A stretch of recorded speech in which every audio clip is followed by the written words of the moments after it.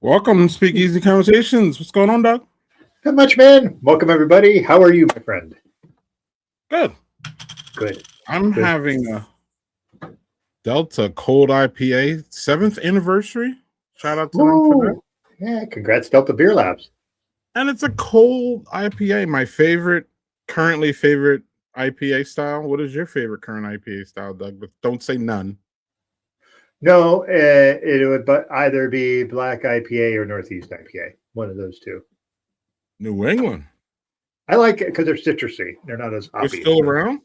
Wow. Yeah, you don't see them as much. You see fuck tons of hazies.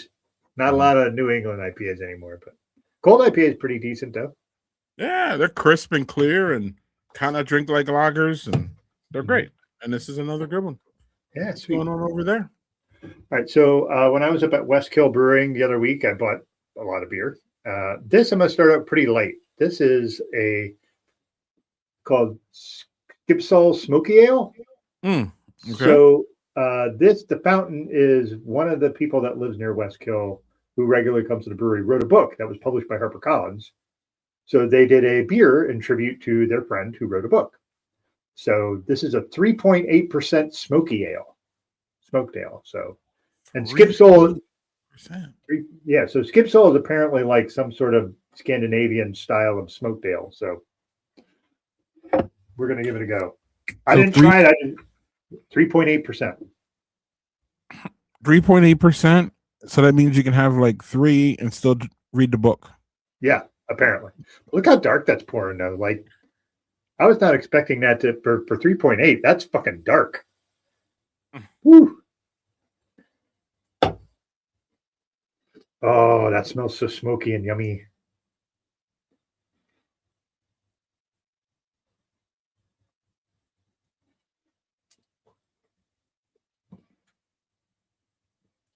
Damn, that is tasty. I know you're a fan of the smoke beers too, right, Greg? Give me all of them.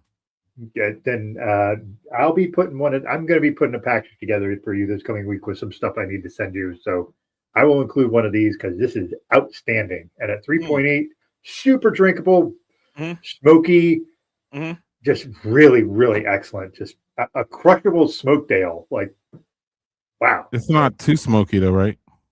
No, that's the great thing. It's got that nice smoke, but it doesn't. It definitely is strong, but it's not overpowering where it just like kills your palate. The aroma is where it really, really resides, and then some of it is in the taste. But man, this is fantastic. I wish I would have bought 2 4-packs of that because that's fucking great. Cheers. Westkill Brewing, man. Everything I have had from them has been excellent. So you'll be getting a couple of their beers, Greg. Okay. Yeah, I haven't seen either. Grim is a really good brewery. Wild East. The New York State Cup. Wow. Someone will probably clip this and say it, but I wish our Brewers Guild would do something like that. Just look how fucking lovely that is, man. I just can't. I'm marveling at how tasty and light ABV this is, and just how it just looks like a fucking really dark goddamn, like a black lager, like almost, you know. Yeah, Daniel. I wish our Brewers Guild was as cool as the New York Brewers Guild is. Apparently, Yeah. Moving on to Victor. positive Wisconsin beer news. I went on a trip this week, or not a trip, but I went and stayed at this place. It's called the Commerce Brewery Hotel. It's a Ooh, brewery and a hotel. that looks fucking And cool. Like something out of like livery era of things, right? well, it's a historical building, Mhm. and it's housed the brewery a couple times, and it's also a furniture store and a whole bunch of other things at Mineral Point. Highly recommend it. Highly recommend it. And it's fun beers. The owner's a good guy. Yeah, good times. Yeah. Wild East is dope. Now I've not had Wild East stuff, and I'm in upstate New York. I need to go make a quest to find some of that stuff. Mm. Mm. Right. Well, we'll have to keep that in mind since at some point we're going to do our New York City tour with Daniel Next year. next year. Next year. All right, Doug. Well, without further ado, what happens when you mix fatherhood with a lifelong obsession for comic books, movies, and video games? You know the answer, Doug. Yeah, we got our next guest, right? Yes, he's the heart and soul of the FanDads community. He and his buddy Gil started FanDads a bunch of years ago. Why don't I have that number? He's helping parents though, man. He's a parent geek. He's the multiverse of entertainment. He tries to navigate parents through that without losing their minds. And as you know, there's a lot of content out there. Yeah, for sure. He's a writer, a critic. Not so much of a, well, he is kind of a critic. He's a nice critic, though. I Yeah, don't know. Right. there's some critics that are dicks, and our guest is not that. Right. Professional geeky dad. It's our friend, longtime friend now at this point, Doug. Yeah. Victor Aragon from fadanddads.com, and we will bring him up. I got it, Doug. Because we will Okay. both bring him up at the same time. And then boot him up at the same time. Mm-hmm. What's up, Hey, Victor? welcome, Victor. What's up, guys? Remember, was it rule number 1? Don't be a dick in our group. Yeah. Mm-hmm. Yeah. So I'm sticking to that. Excellent. Nice. What are you drinking tonight, there, Victor? What do you have in your glass? Have some Getting over a stomach bug, so I'm drinking water. But water. Show the water. Show it. Okay. Is it clear? Is it assertive? Yeah. It's from the mountains of France. Yeah. That's It's some Chicago glacier. water, Yeah. so I don't know about that, Doug. Exactly. Chicago There's water. a lot of fluoride in the Chicago water, so it's good for my teeth. Great Lakes water. Mm-hmm. Exactly. But I did buy something to drink, but I think, like I said, I don't know if I'll be able to. But Microphone Brewery has this delicious Italian style Pilsner. Oh, yeah. You can see that. Oh, And I mean, yeah. just the packaging. I mean, if you ever got pizza in a packaging like this, you know it was good pizza. Oh, yeah. Mm-hmm. Yeah. Microphone makes good shit. Yeah. They had an horchata cream a while back. I think it was like vanilla rice baby. That was really good. So they do some 15 good stuff. years for FanDads. I'm sorry. 15 years for FanDads, Doug. Yeah. Wow. Awesome. Yeah. That's pretty fabulous, man. It's quinceañera. Well, and that's a perfect segue to my first question, which is, how has the Geek Dad landscape changed? It's early. Is it easier or harder to be a fan parent in the era of endless streaming? And there's just too many fucking shows. My words, not Victor's. Also, Victor, please tell us about FanDads, and then I can ask that question again after you tell us. But Yeah. No. For those that don't know, Gil and myself worked at a calendar store together in like September, and no one's buying calendars, so we had a lot of time just to talk about things that we had in common. And this was like when YouTube was just starting and everything, so you could tell how long ago it was. But we were like, oh, we should do funny videos, and we should do this, and then we should write a comic book together. We should write a movie. And then one morning, like both of our wives were pregnant, and one morning he just texted me the word FanDads, and I'm just like, what's this? And he's like, well, fanboys, right? And I'm like, yeah. And he's like, well, now we're going to have kids, so we should be fan dads. We should write a blog about that. And then that's how we started off. We started off, talking about fatherhood, sharing like, the stories that we do and like struggles. And then little by little, like I started pivoting more to just doing reviews, but like I call my reviews like quick reviews for busy parents. So like if you don't want to read the whole thing, I have like 3 things highlighted at the bottom. It's like, my final thought, is it kid friendly and the amount of violence in it? So if you don't want to read everything I have to say about it, read that, and then you can determine, if this is good for my kid or not. Yeah. But yeah, so we've been lucky. We've been lucky doing that. We've been lucky getting, to talk to like, doing interviews here and there, and then be invited to like certain events around the city and film festivals, which is kind of, it's kind of cool. But like you were saying, there's a lot. So going to one of these things, there's just too much to watch and write about, and just it gets overwhelming sometimes. But I enjoy it. I enjoy sitting down and watching movies. Hey, so do you think it's more overwhelming with the amount of shows or the amount of movies? I would say shows, because there's a lot. I mean, if you're not just watching like the superhero stuff like on Disney Plus, there's like other stuff like on Hulu that you might want to watch, or there's Prime. Prime Apple has Plus. like Apple Plus has a lot of great shows, but it's just hard to just sit down and watch them. There's times when everyone's asleep, all right, let me watch a couple episodes of these and these shows, and then I'm out like by the second episode. So it's hard, but yeah, there's just a lot of content. Yeah, Victor, you mentioned quick reviews for the busy parents. What's one thing in a film that you look for that you think a standard critic may not, given your parenting focus? I think because I kind of look at it towards like a parenting point of view. So it's like, yeah, it's great when a movie comes home and you could stream it, but there's always like all the interruptions, like, let pause it because I got to use the bathroom, rewind it because I didn't see that part. But when I watch it at the theater, I'm thinking to myself, okay, do I want to watch this at home with my kids? Do I think it's a better experience to come into theaters and watch this? And then is it, I hate to say boring, but is it too slow for my kids to watch it here? And then that's what I usually put in the thing, because there's sometimes, like, I know we'll probably talk about Project Hail Mary. I mean, it's a great movie. It does feel kind of slow at times, and then that might lose kids' interest. But once, it picks up again, then they'll be like, oh, okay, this was a good movie.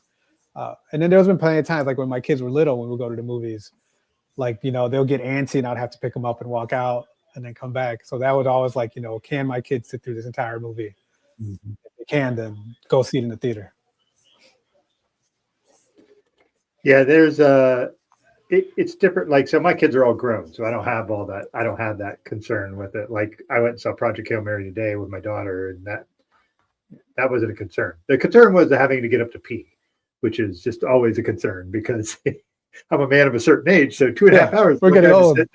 And then if I take a soda in, it's like, well, I'm definitely going to have to pee at some point. Now, the good news was I had listened to the audiobook multiple times. So I kind of knew what was coming. So if I missed something, it wasn't like terrible, but like at the same time, you don't want to miss certain things. So, Greg? I've tried to tell Doug about the Run P app, Victor, too many times for him to even listen. So I don't even have a comment. He deserves to miss shit if he does, because he didn't listen to me. So we're all good. Yeah, no, that is a good app. And I think there's one that like lets people know about like mid-credit and after-credit scenes too. So if you know how long you have to like run to the bathroom and come back. Right. It tells you I live by that goofy app. So live by it. Love it. Doug, did you have a follow-up to Victor's niche parenting review thing and how he looks at his reviews differently than a normal critic? No, I think that the thing is like content like that is now, a lot of things are really niche. Like if you have people who are parents and they want to be able to take, not like little kids, if you see something animated and you see Pixar, well, Pixar, you kind of run a risk of seeing some really heartbreaking shit. But like, I mean, you're not going to run into something that's like, oh, it's a little too adult for them, but I think your sweet spot there, talking like that sort of 8 to like 13-year-old range, where they're like, is this a little too much for them, or is it going to be in the zone where it's going to be okay? And I even though I don't have kids that I have to worry about, I appreciate what you're doing because I think that matters to a lot of parents. So kudos, sir. Yeah, because I always put it like it's if it's and the kid friendly part, I put like I would let maybe a 16-year-old and up watch this, or this might be too intense for a 10-year-old, and then I always make sure I put like it's at the parent's discretion. Like if you think your kid could handle something like this, then go for it. But if not, then don't come yelling at me later when your kid's like traumatized and be like, well, I told you in my review. Yeah, I didn't have that when I was a kid. I saw a lot of things I probably shouldn't have seen at the ages I saw them. Yeah, same. I've watched, even though I was like this watching horror movies, I still, sat up late and watch those movies. And my dad's like, "You sure you want to watch this?" I'm like, "Yeah." And I'll be like, "Yeah, I think I was 6 or 7 when I saw The Exorcist. That was way too early to watch that movie." Yeah. So, what's the app that tells you if there is an end credit scenes? I don't know offhand. Isn't it? I just saw that there was one like that. Well, I know that Run P is the one that tells you when to go pee, and I just love it because it tells you the time, it tells you how much time you have, and then it gives you the recap of what happens when you're away. So then it just fills in everything. It's just nice, and it also tells about end screens, and yeah, it's really nice. Check it out. It's free. I check it out before I go in there. So then, Victor, I know. Also, it tells you like different ones. So it gives you, and then it tells you the ones that are the priority, which you're going to miss the less. So it just does all the thinking for you. Pretty great. Awesome. Victor, you like someone else that we've had on here recently, Doug.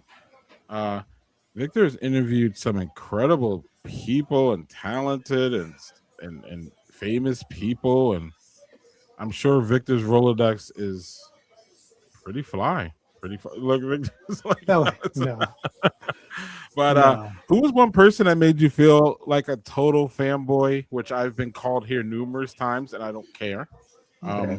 Because I'm not a reporter. I'm not even a critic. I'm an idiot who has a stream because he pays $400 a year, or what is it, Doug? $200 a year. Something around that. Right. I am like that everyday blogger that y'all should ignore. So we can drink and hang out with our friends. Right. There's literally no legitimacy here or anything, so let's not try to do that. But this is a legit show. Talking about. No, but seriously though, was there like a moment? Because you're obviously your brand is called Fan Dad, so it's obvious that you're a fan, you're a dad. You know what I mean? But on some level too, I don't know, man. Your content's really polished, especially when you're engaging with these folks. And so, was there a time where you wanted this fanboy, and did you keep it professional? And how do you keep that as a fan? Because I know you're a fan. Yeah. Recently, I got to talk to the creators of Yo Gabba Gabba, and then if you know me, I mean that's like been my favorite show. Like even before my kids were born, I loved that show. I would tell my friends that had kids to go watch this show, and then we would buy the DVDs, we would buy the stuffed animals for my kids, and when they would come in town, we would go and see it. So when the first season came out on Apple TV, the timing didn't work, so I wasn't able to talk to them, but I was able to talk to the new host, the young girl, Cameron Stewart. So I was able to talk to her, which is kind of cool. And then when the second season came on, the opportunity came again, and I'm like, please, can we try to make this happen? And we did. I mean, I was at work, so I had to find like a quiet room and set it all up. But it was just like great, like talking to them, like explaining to them what Fan Dads was. And then they were like cheering. They're like, oh, we're Fan Dads too. We want to be Fan Dads also. And I was just like holding it in because I was like, I wanted to cry because like, just hearing them say our title, just, it meant a lot. But the interview was really good. But the thing was funny is like they talked a lot, which was great.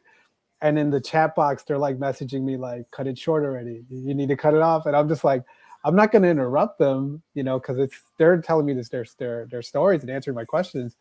But it was really great afterwards. Like when it ended, they were still on the screen. And then I just hear them saying, wow, Victor was awesome. He's like, yeah, that was a fun interview. And I was just like, oh, man. Like it all just started coming out. But that was like one of the moments that I love. And I think that interview came out pretty cool. And I wish I had like more time with them, but we were only given like 5 to 10 minutes. But yeah, that was like my favorite one. That's like a bucket list one for me. Doug? That's cool because I know just knowing you and knowing how much you've enjoyed Yo Gabba Gabba and enjoyed it with your kids and all that stuff. But I imagine that was probably one of your bigger ones. So that's pretty cool that they were like, man, that was really fun. Like we've had that where we've had some folks come on the show that just came on and we're like, okay, we have no idea how this is going to go. And then afterwards, like, this is really fun. We should do this again. And I'm like, all right, yeah, let's. Sometimes it's like just kind of surprising, in a pleasant way, not in a bad way. You're just like, I really hope this goes well. And then it goes well. And you're just like, yeah. But it's funny because I told them, I'm like, I'll send you guys shirts if you want. And they're like, yeah, definitely. But then it was like, I reached out to like their PR people and they never got back to me. I was like, just give me an address and their sizes. And now I'll send them some of our shirts. But that never happened. So if they watch this, shirts are still available for you guys. And do we want to talk about the soundtrack for that show, or do we have time for that? Right. One of the creators is the lead singer of the Aquabats. And really? And I wanted to tell him like how Pool Party is like one of my favorite songs, but like my mind was like jumping to so many different things that I wanted to say that I never got to say that. But the soundtrack. I mean, there's like 3 albums out of their music. And then Biz Markie's involvement. Yeah, the business beat of the day. So much there. There's so much there with that project, right? Yeah. I actually have a medallion that says business beat of the day that I bought at one of the shows. Oh, that's cool. So yeah, I'm not thinking nobody beats the biz, baby. Yeah, exactly. Man, legendary. Doug, any more fanboy comments or questions? I'm sure you do. Or maybe not. I mean, the thing is I know you had fan dad or fanboy. Fanboy over fan dads. My bad. I mean, I'm sure I know you've had a lot of chances to interview different people. So besides Yo Gabba Gabba, I'm going to use the term adult actor, like something acting in somebody that's adult that you also were like, wow, this is really cool. Even though I know Yo Gabba Gabba has a sort of really special place in your heart because it's, with your kids, what's one that is like, not in that realm, but more of like an adult in the movies kind of thing. That was more like that for you. Well, I would say like the worst interview was like the very first one I've ever did. And that was with Bruce Campbell. And that was just because, and it was just because my nerves got the best of me. And it was like the first time I actually got to like get in line and then talk to, a celebrity. And then so it was like, I couldn't talk. And it got to the point where he just tapped me on the back. He's like, okay there, buddy, who's next? Like, just like slowly pushed me to the side. And I was like, I wish that went better. But I mean, I don't know. I mean, I think one, Gaten Matarazzo from Stranger Things. He was a cool one. Oh, okay. Yeah. He was because as I was saying my question, I saw his eyes light up. And he made his face like he was like excited to answer once I finished my question. Because he did a Lego show, him and I can't think of his name now, but they did a Lego show for Disney Plus. So I was asking him about like what spaceship would he like redesign and keep for himself, and he was just like, oh yeah, and then he just went off with like a fun answer about it. Bruce Campbell. And then said groovy as he killed me. Hey, can I do a little riff on what Victor just talked about there with the Lego thing?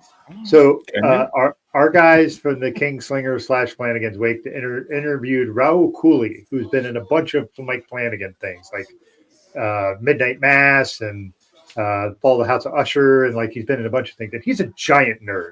Like he does Lego things. He did a video where he just bought this fucking like what's the major transformer. He had it, and it's like fucking up to his waist, and it actually transforms into the truck. Optimus Prime, like, yeah, he had that, and these guys were asking questions of him, like, "Hey, so like, what's these really cool things with this stuff?" And blah blah blah. And they're asking him like about physical media because he's a big physical media guy.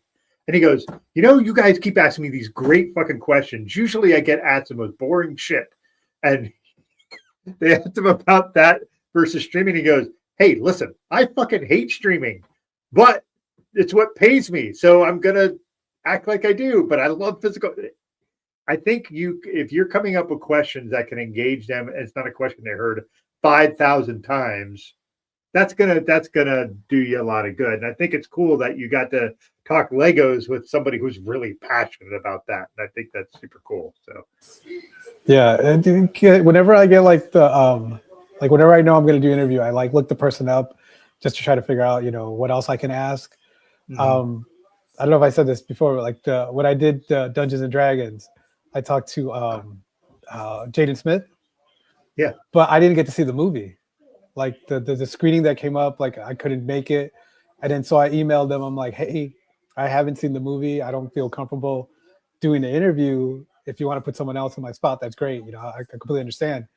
And then they were just like, no, we trust you. We think you could come up with something. So I was like, all right. And then I found out he's a huge Pokemon fan. So then I asked him, I'm like, hey, I know you're a Pokemon fan. Dungeons and Dragons has to do with creatures. So I'm like, so what Pokemon character would you bring with you on a Dungeons and Dragons adventure? And then he was that's a great question. No, it's a great question. Yeah, and he was just like, everyone would say this, but I think this person would be the best one, And it was just something that I was happy about. And then afterwards, they like messaged me. They're like, "You really liked your question." And I was like, Yeah. Greg, you got a follow up? You got a follow up there, sir? No. You got any of that follow up? No, I'm ready to move along, but I do have my second beer though. Oh, let's hear it. So, Doug, I never thought of it this way, but I got this beer just because I wanted to say the name of the beer on our stream. Okay. I think I have an idea where it might be from. I'm scared. Oh, you do? Okay. I don't. I have an idea, but maybe I'm wrong. This beer is from Working Draft, okay, and it's called A Woman's Place is in the Brew House, y'all. Awesome. Yes, but Doug, it's a white IPA. Oh, come on. You were doing so good, Working Draft. You had to pick a white IPA. What's wrong with a white IPA, Doug? What are you saying? You're doing this progressive name, and then you're like, it's a white IPA. Could just be an IPA. Let's look it back 10 years. I'm definitely not lying. Look, it says white IPA there. Oh. All right. So how does it taste? Let's figure it. Does it taste good? Are there raisins in it? It's great. What's raisins in it?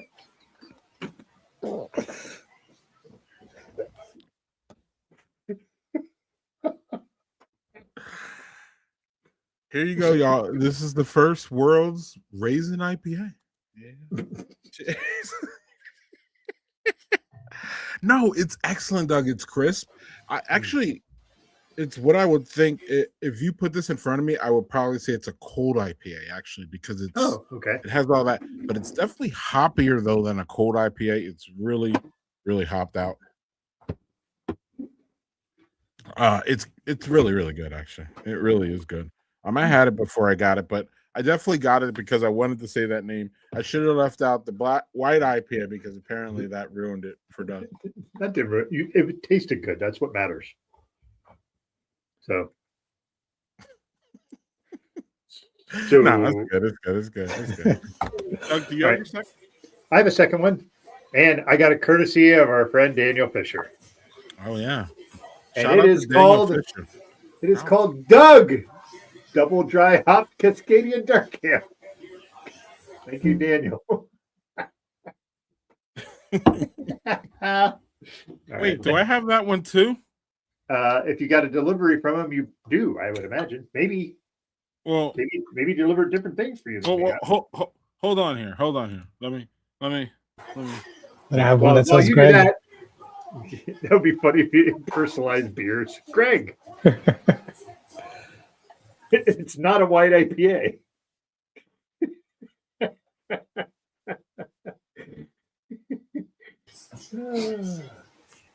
You guys should come up with a beer. Look how pretty that is. Yummy.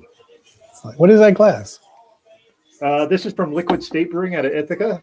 Okay. They're very pro LGBTQ, and their logo is this little loopy thingy.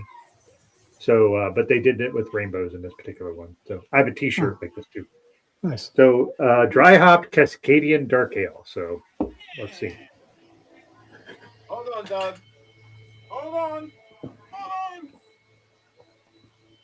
Hold on. All right, Hold on. you can Doug. open that one too. Doug, right? Doug.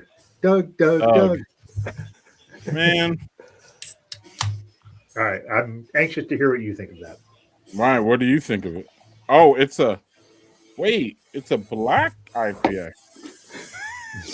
It's a Cascadian Dark Ale, but you can call it a black IPA. Double dry hop. And half of the tomato, right? Daniel Fisher? Canadian Cascadian Dark Ale is a disguise for a black IPA.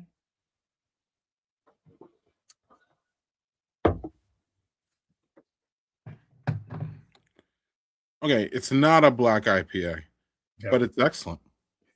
Yeah, it's like almost like a dark hopped lager is what it reminds me of. Or Not quite one. Slightly hop porter. That's a better description. Yes. It's nice. I love it actually.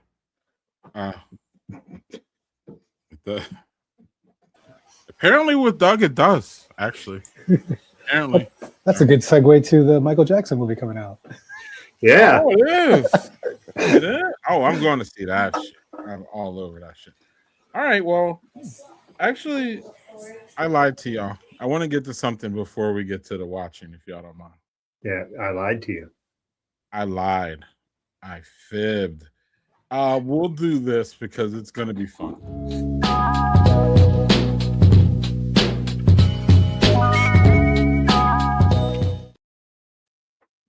All right. So, Victor, my friend Joel Geyer has been to over 1,000 breweries in 50 states. He's a freaking lunatic, but He's our lunatic. He is our lunatic, correct? And it's great because I always say that, Doug, and then I say like insulting things about him, and it always like it's actually endearing to him. I believe that maybe he's got that kind of kink. We don't know. Right. So just giving Victor a little, and everybody else who's maybe new to our stream. So he inspired this segment here because he goes to all these breweries and he likes the logos and all that, right? So Doug and I was inspired, and Doug was inspired by the first time we did it, was to continue to do the brewery logos, right? I told y'all we're going to branch out, and we're going to branch out today, kind of hard, right? And I want to know what y'all think about this logo. Oh no.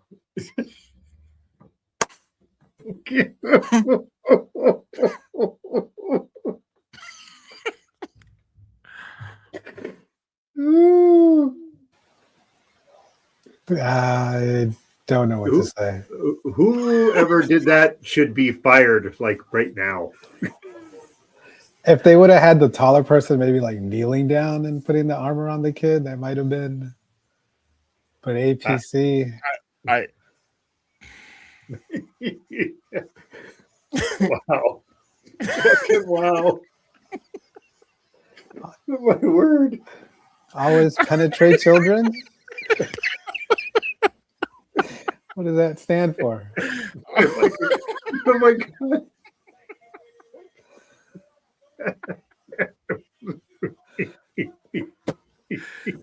All right, Victor, you go first. Give us your assessment.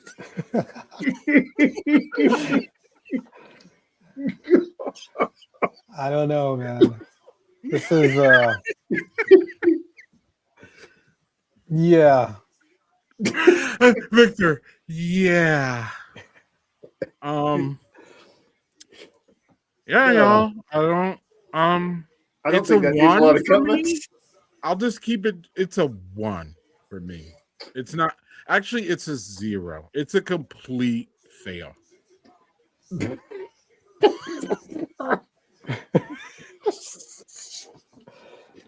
Wait.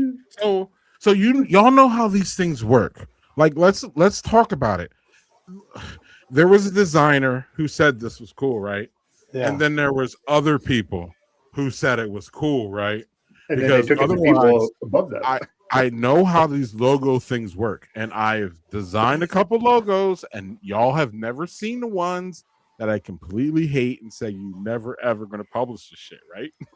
So I just don't even know what to say, Doug. It's a 0, Doug. Do you have anything to say about this? That is an irredeemable one. Just an irredeemable one. There were people. That's what I'm saying. The thing is, the thing that makes it the worst is that the adult is leaning into the kid. That is what makes that just horrible. And it's horrible to start, and just making the leaning into the kid and putting the hand on the head is like, what the fuck are you doing? Right. And Doug, Doug, at the same time, the kid is leaning away. He's like, no. Right, like it looks like he's like pulling him towards his. Victor, did you sure you signed up for this show for this guy?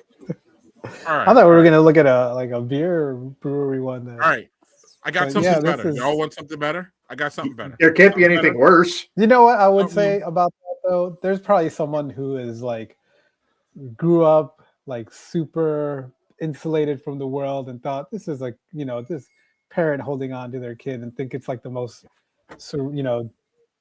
beautiful thing, and then now realizing that there's us people that have perverted minds that see this and are like, no, that's not a beautiful thing. Apparently, the story goes, I'm pretty sure that they got a lot of backlash and they had to change it. There's that. So now, here's another one, y'all. Let's move along to something funner. All right. Oh.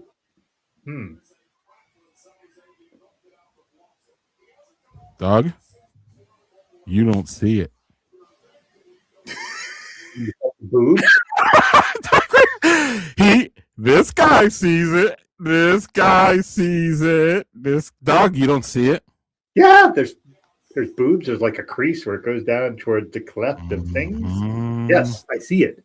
What I'm saying, I was trying to be not a pervert, but I couldn't avoid it because my brain is geared that way.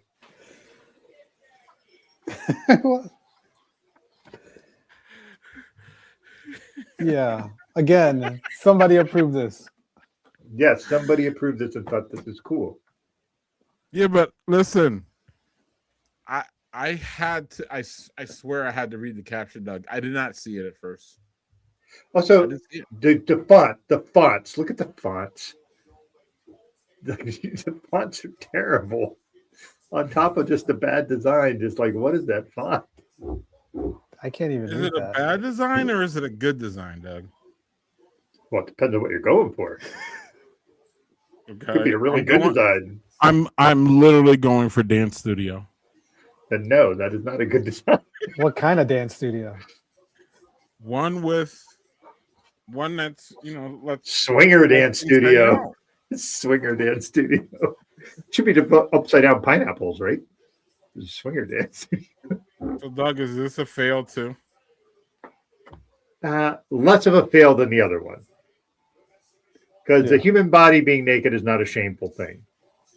The other thing was shameful. Yeah, but once you see the boobs, you can't unsee it. That's true. Now I can what I can do is if I can, instead of focusing straight, I can focus on the outside of it, like peripherally, and then I could see it looks like Arabian Night sort of weirdness. But like, unfortunately, as soon as I focus in the middle, it all is just boobs. Yeah, and a better font would help, right, Doug? Maybe it would help take the focus off the tits. I don't know. How do you take focus off tits? I don't know. That's difficult.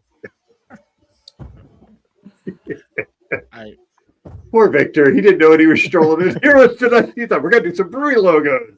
We're talking about family. It's all about family.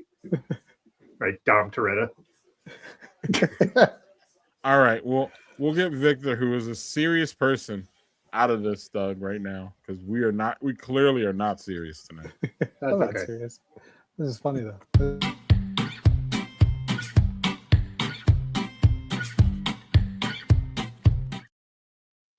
Victor, is this passive aggressive, or are you above the age of 45 and you probably think it's not? What does this emoji do for you? It just tells me you understood what I said. Thank you. You're a man of a certain age, then. Right. It's- Also, Victor is not pushing against what I already say about this one, right, Doug? Which is old people get it, and young people are. Young people like try to slide 50 meanings into one emoji of a hey, good. All right, Yeah. y'all. Doesn't What about mean this all right. one, Shut man? up. Is this easier? This is looking or the side eye. Or side? Do you ever use this one, Victor? I don't use emojis. Oh, Maybe every now and then I'll use like the thumbs up or the heart or that's haha. it though.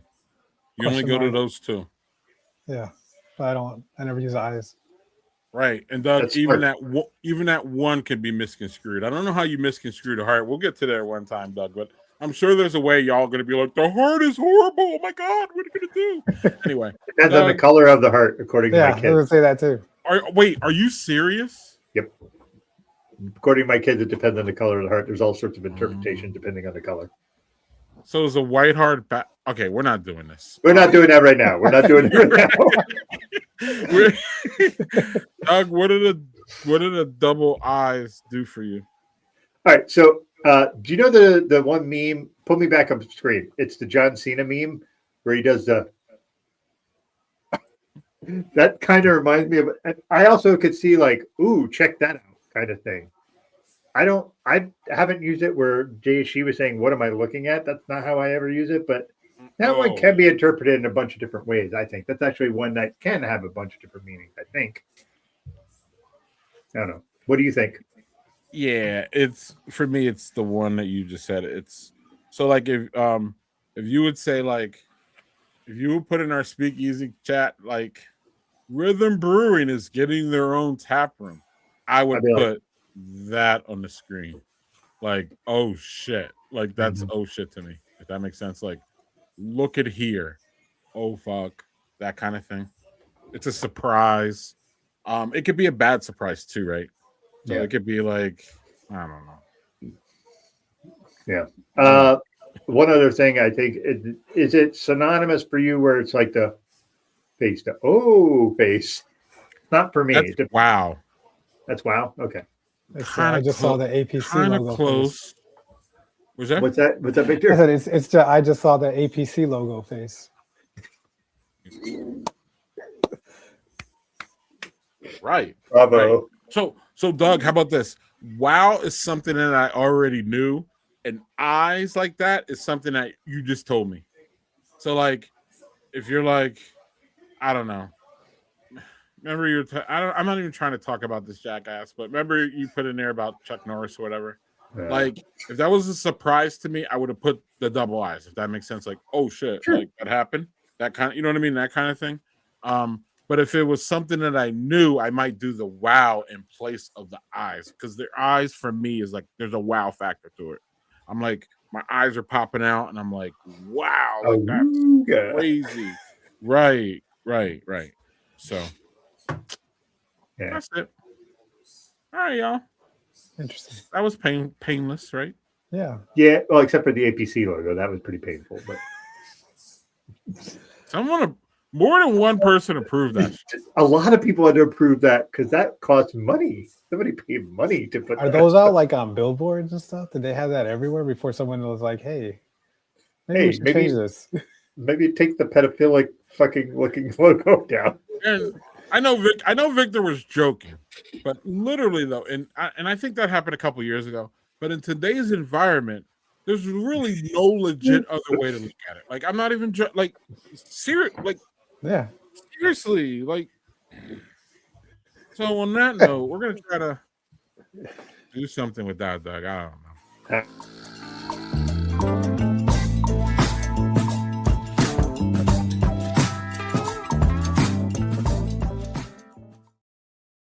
Some sexy music, Doug. Will Yeah, always always. get us out of,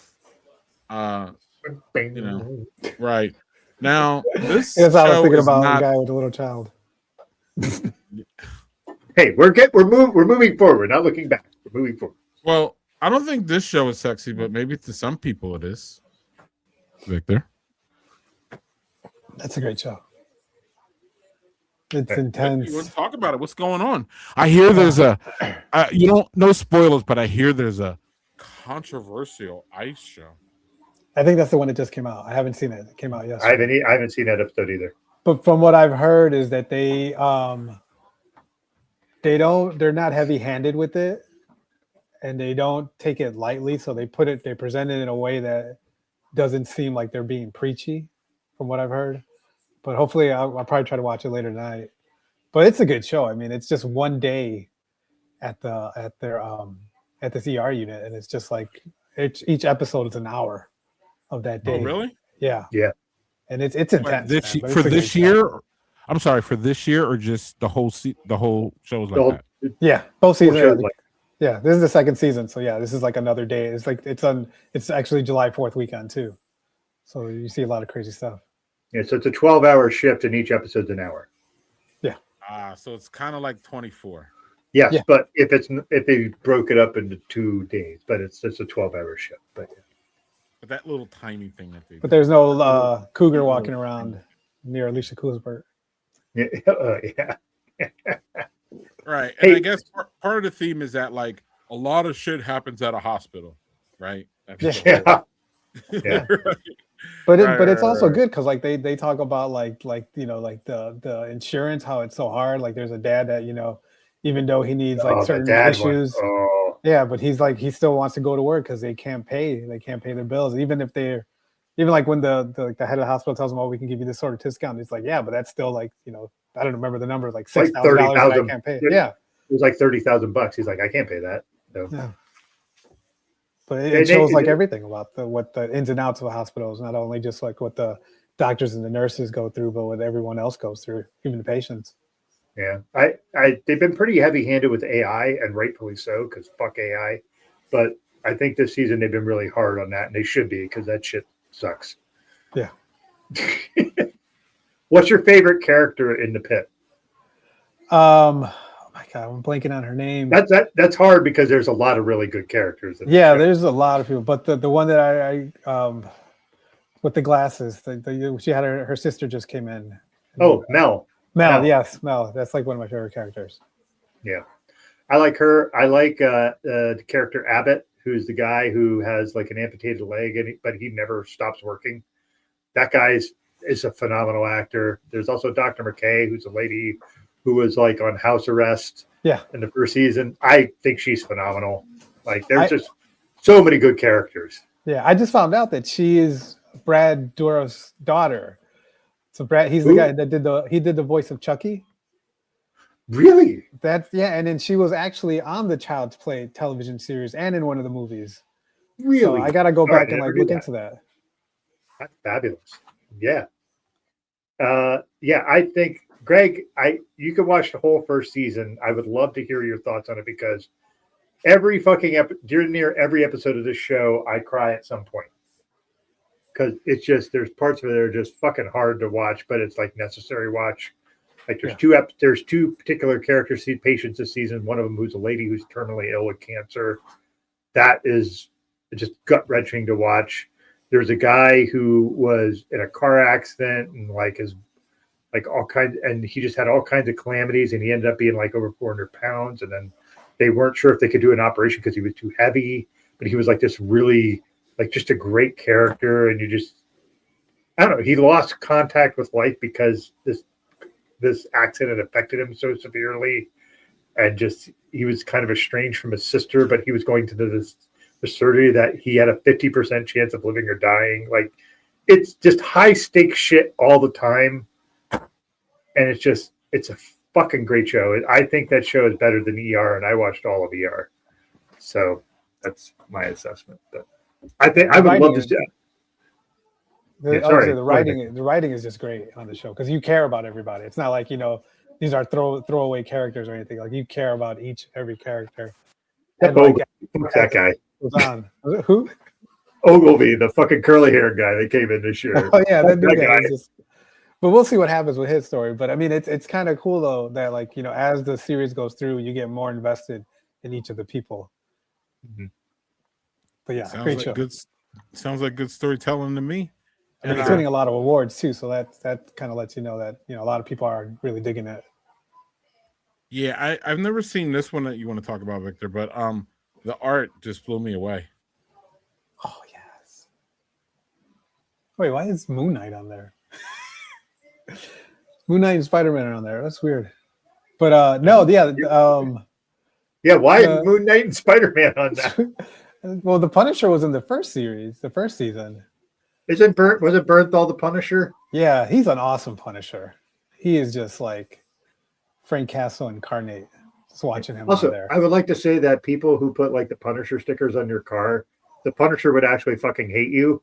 So yeah, there's that part. But sorry, sidetrack. Go, Victor. No, good thing that you said that because in the first season, there's a scene where like the police have him tied up, like Frank Castle, and they all have like the Punisher logo, and he just like rips them for it, and it's hilarious because he's just like, you wear my symbol, but you don't even know what it means, and it's like and he just goes off, and it happened in the comic books, and then to see it happen live, with John Bernthal doing it, it was just like perfect.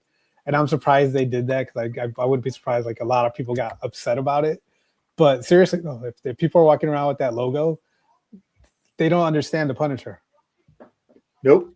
Or maybe they do, but those that don't understand it and put that logo on there, it's ridiculous. Those are the same people that are surprised that Homelander is a villain in The Boys. Yes. They're the same people. That's a Venn circle. That Venn diagram is a circle. Yeah. Yeah. No, but I just finished the second season. It comes out next week. I can't really say much about it, but the first couple episodes are a little get you back into the thick of it, and then the last 3 episodes are just like amazing. It's like some of the best writing that Marvel's done recently, especially with Vincent D'Onofrio as Punisher. He's just, or not Punisher, Kingpin. He's just great. I mean, yeah, it's like a masterclass watching him when he talks and the way he acts, and when he starts beating people up, it's just like there's like no remorse in his eyes when he's doing these things. But it's a really great season. But yeah, I won't spoil like the cameos and whatnot that's in it. Yes, Daredevil is the shit. What is Greg? Quick tangent. Does Daredevil bring back Kristen Ritter this season as Jessica Jones, or am I thinking of some other IP? Now that was in the Defenders when she was out there. I thought she was coming back at something else too. I'm gonna look. Sorry. I think it's in the trailer. And that's all I'll say. That's all you'll say. All right. People are happy about that one. Victor, what's going on with this one? Bates a funny show. It's good. Riz Ahmed, I mean, he was in, did you ever see The Sound of Metal? Where he played a drummer that was going deaf? No, but I so want to see. I haven't seen that, or the one where it was that was also the movie that won awards that was on Apple Plus, which was the Coda. Coda. I need to see those. As a person who's partially deaf, I should watch these. But anyway, sorry. Go ahead. No, he's an actor. He's auditioning to be the next James Bond, and then he's told he's told to exit in a certain door, but he decides to exit the other way because he knows that there's photographers out there. So he's thinking, if he gets his picture taken coming out of there, it might be good for his career. And then he does get his picture taken. People are starting to say that he is going to be, and then everything from his life spirals after that. Because there's him living at home, or him, trying to help out his parents financially. So he's he's hoping to get these acting jobs. And then there's the people that think that, a Muslim shouldn't be James Bond. And so it's like all the hate that he gets from that. And then him trying to navigate through that whole world of, is he made for this role if he does get it, or is he able to put up with all the hatred and stuff that goes on there being said about him online because of it? But yeah, it's funny. It's heartfelt. There's like some really tender moments in it. But I mean, just I've never really seen him in like a comedic role. I've always seen him in either like action or serious roles. So it's kind of cool to see him like this. Oh, cool. Let's address some. Look at that. I didn't know that. It's a video game. Oh, Oh, still that Spoil it. first time. That's still one of my favorite quotes from the stupid Lego movies. First try. It's a good one.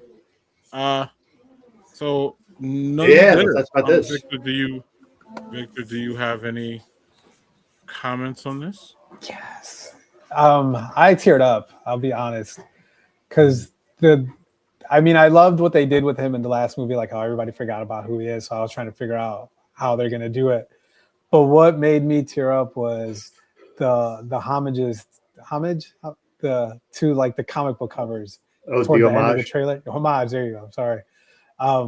At the end of the trailer, they got like 4 images that are taken directly from comic book covers, and I thought that was perfect that they did that, and it just looked really cool to see that. Because I mean, I think like the ending of the Amazing Spider-Man when he's like jumping at the camera and he did it kind of look comic book coverish, but just seeing those images, I was just like, man, this is great. This is beautiful, and I'm excited because I mean, Spider-Man, as you can tell, it's like one of my favorite characters. So I'm excited to see this.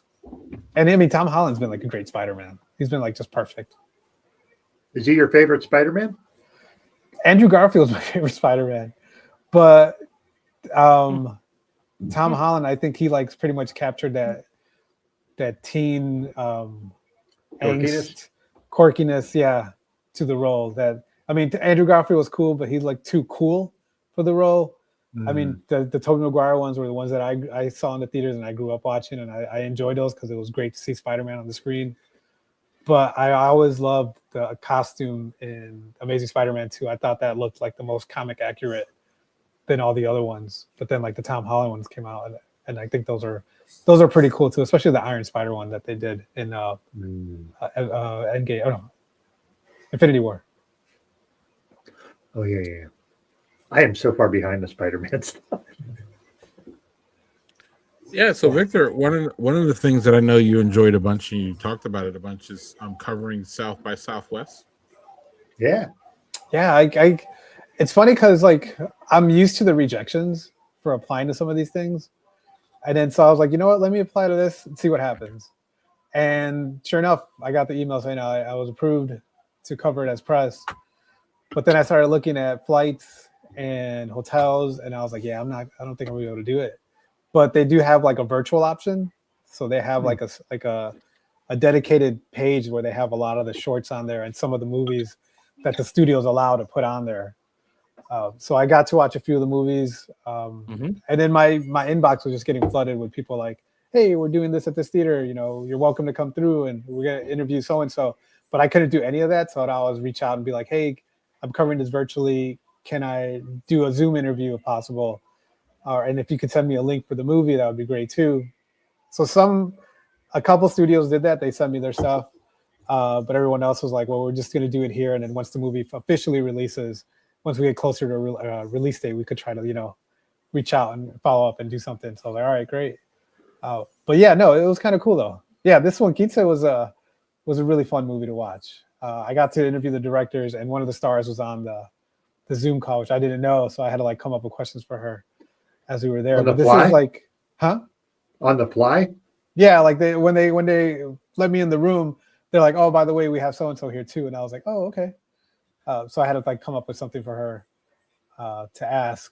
But this is like, even when the director said it, it's like Rosemary's Baby meets Carrie. Oh man, that sounds like it's two best friends who are getting ready to have their quinceañera, and the boyfriend of one of them gets possessed by a creature, mythological, like a creature from Latin America, and by him having sex with her, he pretty much transports it to her, and so like she's slowly changing, and her friend is trying to like to help her, and then is like ultimately doesn't know like if she should kill her own friend or let her friend live. But it's really cool. It's a lot of fun. It's subtitled, you know. So if you don't like reading subtitles, I mean, you better learn to read or learn Spanish because I mean the movie's in Spanish and it had English subtitles, which I That thought sounds it like was a great. Doug special. That sounds like a Doug special. He Oh, it would love does. that. That sounds exactly up my alley. Yeah, it's fun. I guess I enjoy it. Absolutely. And then you want to talk about this one? Yeah, this was a documentary talking about how the Black Lives Matters movement pretty much started with Facebook Live and with everything that happened with George Floyd.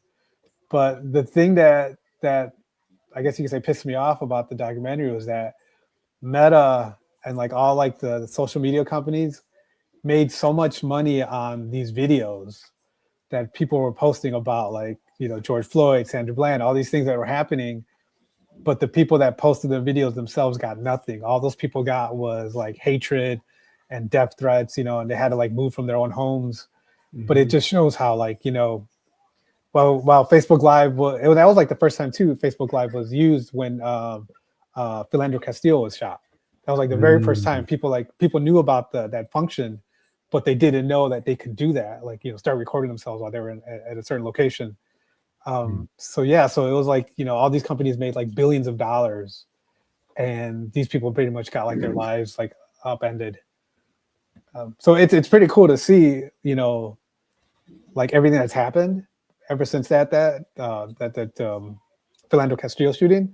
But it's also interesting how like that happened before George Floyd, but there wasn't as much outrage about it until after the George Floyd thing. People went back and were like, oh wait, this also happened too.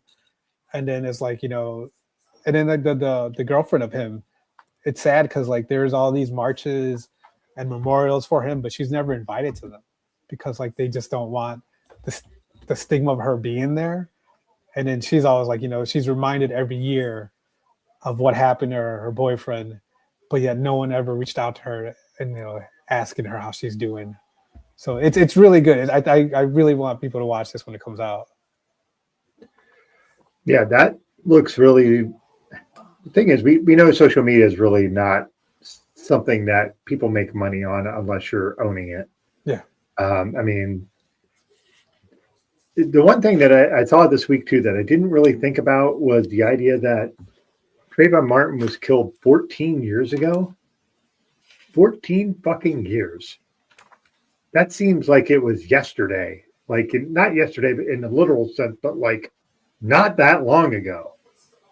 And we didn't have like the social media videos of all that, but the Philando Castillo thing, that was videoed, and he videoed himself getting shot. How that didn't just turn into something, well, we know why it didn't turn into something bigger, because it was a black man saying, hey, I have a gun. It's registered. I have it legally registered. Here's my registration. And, you know, the idea that other people in the car and these cops shot him. Yeah. Like the 2-year-old daughter was in the back seat.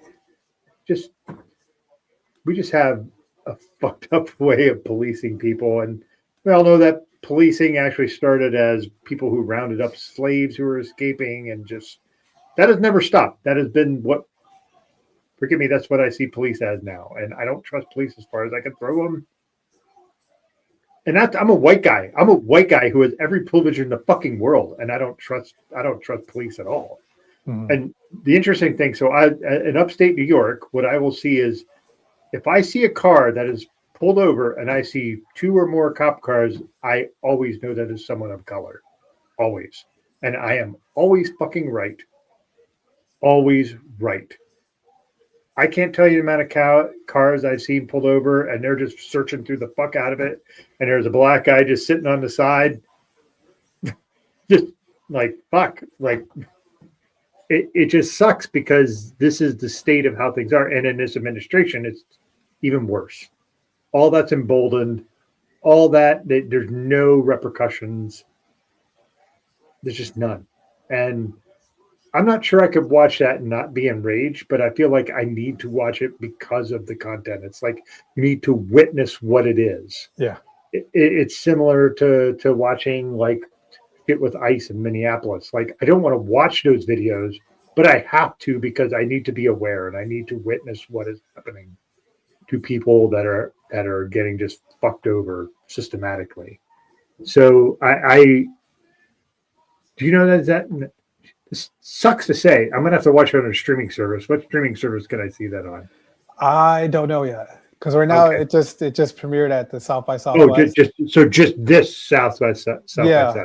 Okay. So I don't know what it all depends. Like if it gets picked up by a distributor and it gets put out there, but hopefully it does because I mean I really want people to check this out. Yeah.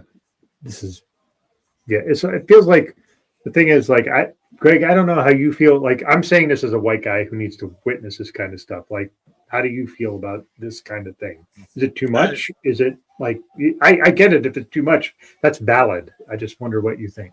I'll let your words speak for you. I don't really have much to say. Okay. I mean, you said it all. Really. You and Victor said it all. Victor gave a nice summary. You nailed the opinion.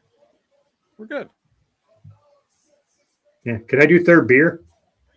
Yeah, actually, can I clear the palate first? Yeah, for sure. Taste the biscuit. Taste the goodness of the biscuit. Taste the honey sauce. Taste the goodness of the biscuit with the honey sauce. Nothing like two old white people at a fucking thrift store. Right. Thinking about biscuits. And that was my little white jig I was doing, Doug. At least you were doing this. All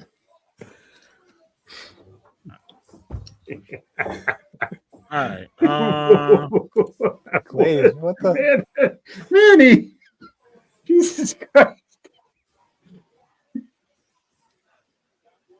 Doug, save us, please, with your third beer. All right. So my third beer it's a big one. It's the Weyerbacher Quad. Just an outstanding quad. Just taste, just delicious. That looks good. Okay. Thanks, Manny. Welcome to the show, by the way. I think he's talking about the biscuit lady. He wants the honey sauce. Maybe he does. Right. But she doesn't like the way it tastes with her chicken wings. You have to be careful. But she likes it with the biscuits. She likes it with the biscuits. Just don't get it anywhere near her wings.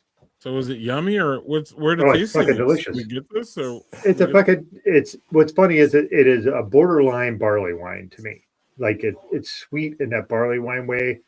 As you can see, it's not as dark as a lot of quad. So it's a little more barley wine. It's almost like barley wine and the quad kind of merged together. So it's very tasty. It is 12% ABV, so it's a very high ABV beer, but tasty and good.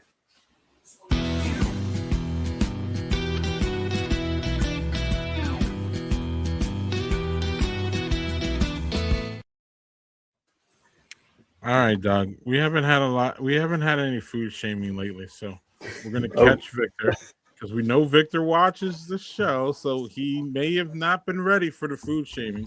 So we like to keep people on our toes here.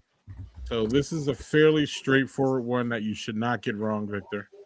But you never know. People will get this wrong. What does not go on a motherfucking burger? And you get to say two if you want. But you definitely gotta stand on business, Doug, as the kids say. And you have to pick one and you have to defend it to the death. So, Victor, you are on the hot seat. Which two? Onions and cucumbers. What? Yeah. I mean onions every now and then, but onions and I'll be okay if it doesn't have onions, but I never had cucumbers on a burger. Me either. I don't think I want to try it.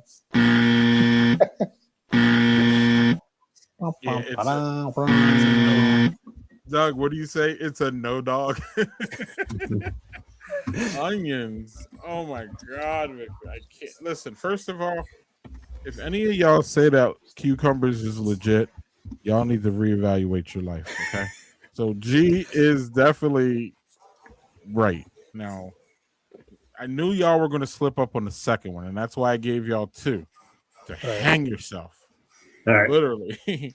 So, Doug, say the cucumber. The cucumber for sure. Get to the wrong portion of your opinion here. It's a giant tomato slice. That shit slides all over the place. It just slides all over the place. That's the problem with it. It's not anything else. It's just like it. Yeah, but Doug, It you makes gotta it makes bite a into it. You gotta give it. yeah. to You know what bite. happens when you bite into it? The fucking tomato slides all over the fucking Give place. it. That's what happens with it. So, you know, I hate agreeing with Doug here on these things, Victor. You've seen it too many times, right? You've seen it too many times. Now, I'll give Doug a half on the tomato because the real problem with the tomato for me is that it's never fucking good. Like y'all's tomatoes are fucking terrible. Even almost at like the high end like burger places, that's where you get like your best shot at a good fucking tomato. But otherwise, I usually take the tomato off because it's either to me, I'm really picky, Doug. That there's too much white in that one right there. So immediately for me, it's G and H, right? Or no, it's G and E. I'm one of those people that mustard is hot dog and ketchup is burger. But that was when we were young and like fucking Burger King put the mustard on, but McDonald's didn't. And I always fucking hated that little, and it's bad mustard too. It's yellow. So it's not like anything. But now they have these like pub burgers and all this other shit where you can put like Dijon mustard on with some like a pretzel bun. You know what I'm talking about, Victor. Like this is brioche where buns. mustard becomes acceptable for me on here. And the rest of them are good. So I want to argue with Doug, and I really fucking want to, but I just can't because he's right. Because usually it's a garbage tomato, and thus it doesn't even belong on your fucking burger. If y'all can't put a good tomato on a burger, y'all need to step up your tomato game. It's fucking atrocious. And as someone who has grown to like tomatoes, I didn't really even like tomatoes, Victor, when I was young. I love them now, but I love a good ripe one on that burger. But again, y'all don't do it right. So fuck you and your tomatoes. You might as well just keep them and don't fucking put them on my burger because I'm going to take it off and I'm going to send it back or whatever the fuck. So yes, Doug, tomatoes because they're fucking low quality. Cucumbers, what are we doing? This sounds like if it was pickled cucumbers, then it'd be pickles, and that would be fine. But like cucumbers. Correct. Thank you. And Doug doesn't even like pickles. No, I don't. Right. But there are other people making that comment in the comment. Like, what about pickles? Like, yeah, I don't like pickles on my burger, but I get it. Mm-hmm. Yeah. So I don't like peanut butter on burgers, but peanut butter is definitely better than a goddamn cucumber, right? Like, have you ever had a peanut butter jelly burger? Peanut butter jelly burgers are you? I think they're just trolling with the cucumber, honestly. Because where the fuck is pickle? Actually, this is a troll. Can I ask a question about the onions? Yeah. If it's grilled onions versus raw onions on a burger, no, thank you. Okay, but grilled onions I like, but raw onions not my jam. No, and then you can have bad raw onions too. Like those are the worst onions. If they're yellow, those are like the most pungent, aggressive onion, right, Doug? So if you put them on, you have to have that kind of balance of a sweet or something in there for it to be good. And I'm an onion lover. Now, red onions are a little bit more tamer, right? And I think they're more acceptable raw. But I'm with you though, Doug. Grilled onions over raw onions any day. What about onion rings on a burger? Oh, onion rings. Yes.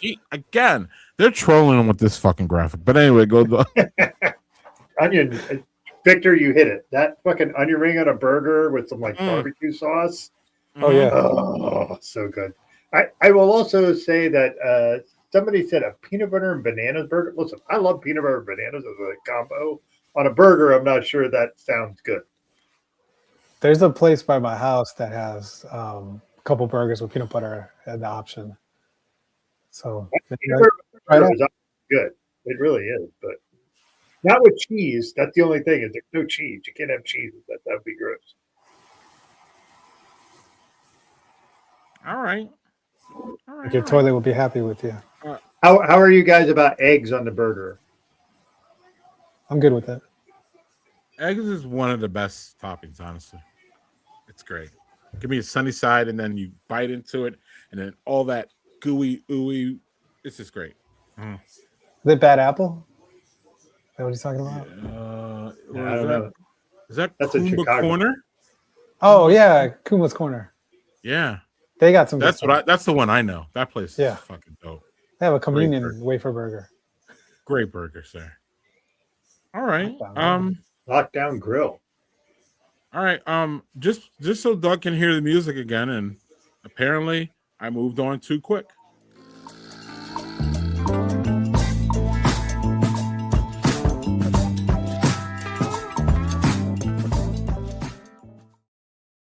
Doug, before we get to all that, I know you want to talk about this. Yes, I do. This is the best weekend of the fucking year for me. The best. And here's why. Because you get all these fucking like lower seeds to have an actual chance. Like it is just, it's fucking awesome. Just like you'll get these weird. So for instance, I'm a Kentucky fan and I was watching the game and they were playing Santa Clara. And I knew that was going to be a tough out. It was going to be Santa Clara's a really good team. They got a 10 seed, which was a shitty seed for them. They were better than that. And it was tied. And this fucking center, who is not a good three-point shooter, made this three. And there was like 3 seconds left. And Kentucky inbounds the ball. And the guy makes a shot just over half court and banks in a three to put it into overtime. And I'm going ballistic. I'm just like, how the fuck is this happening? This is great. And Kentucky ends up winning. But that's March Madness. March Madness is just these awesome shots. These kids who aren't now they're getting paid because of NIL money. But like what's funny to me is the guy who got paid the most NIL money, he got eliminated in the first game for BYU. Because, listen, I'm not going to root for BYU because I'm not going to root for religious schools for a variety of reasons. But like the Mormon stuff just really bothers me. And that guy's not Mormon. They paid him $5 million in NIL money to come and play there. He'll play 1 year. He'll go to the NBA. He'll be one of the first 3 guys taken. But to me, just like for instance, there was a thing where Duke was playing Siena. Siena is a small school in upstate New York who is coached by a guy named Jerry McNamara, who played for Syracuse, who is this kid from Scranton, Pennsylvania, who played at this tiny Catholic high school, who scored 2,000 points in high school. He had this legendary run in the Big East tournament, and now he's coaching Siena. He was on the Syracuse staff for a year or two, and he had them playing hard, and he played against one of the 2 best teams I've watched all year.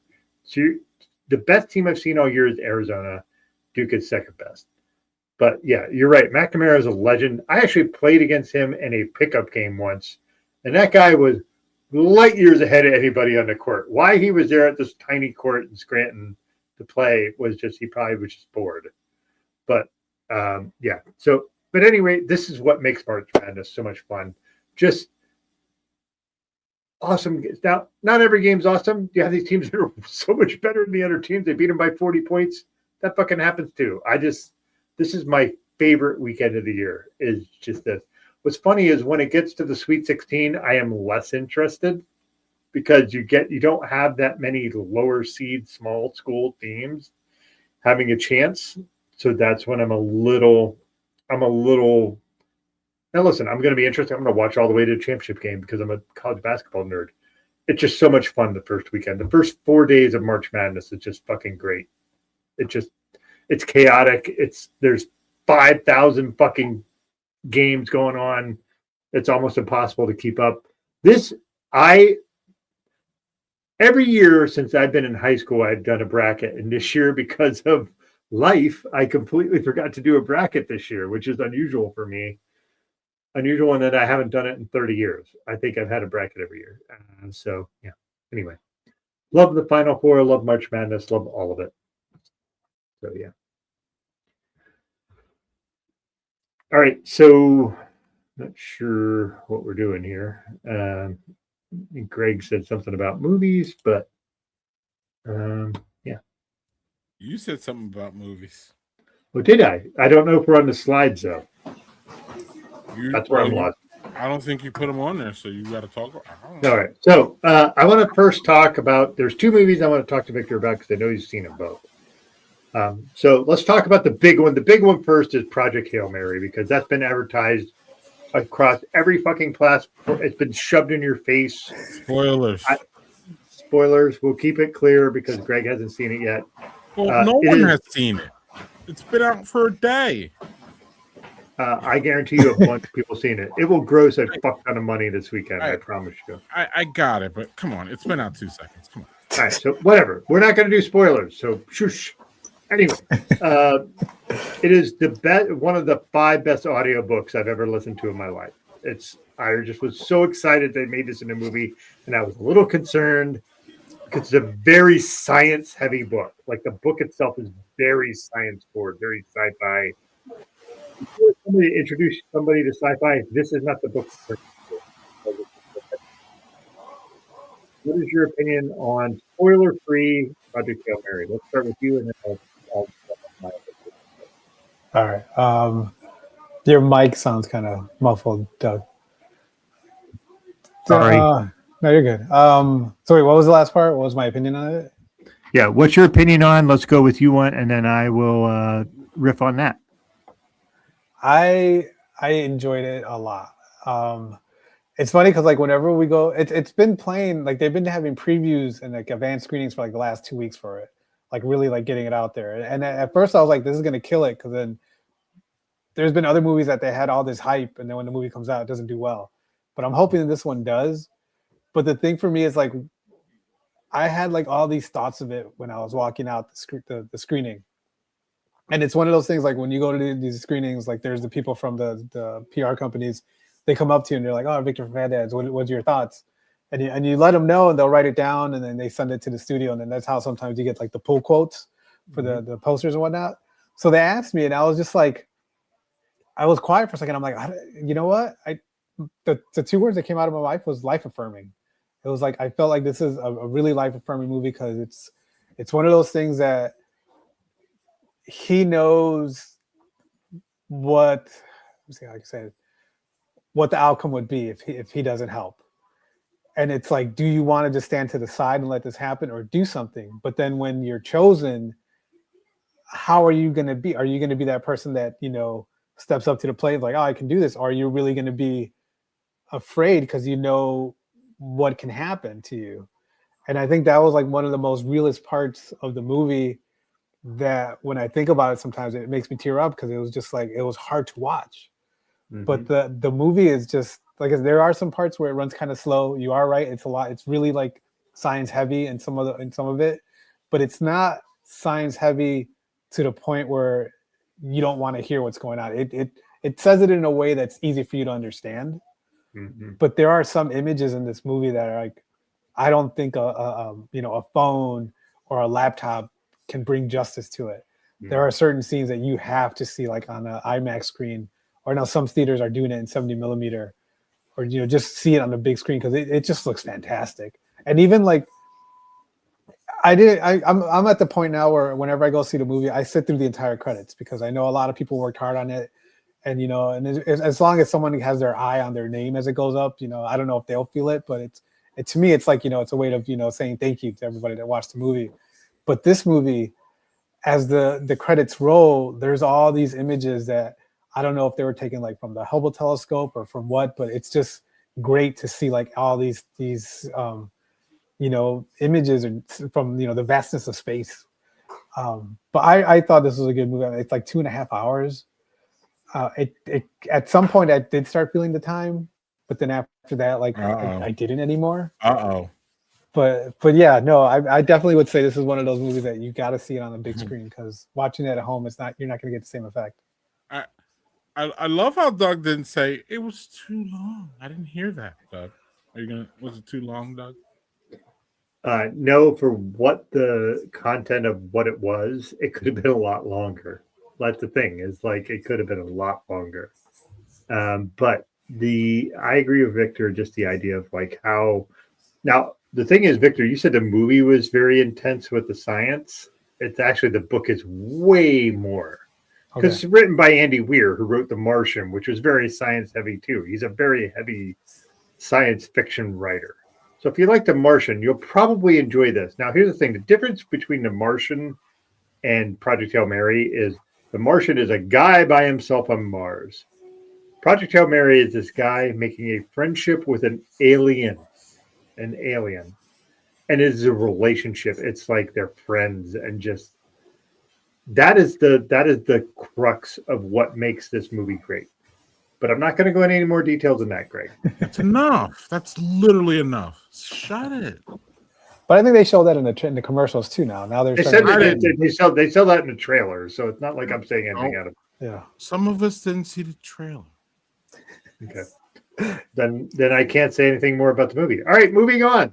You shouldn't. It's been out a second.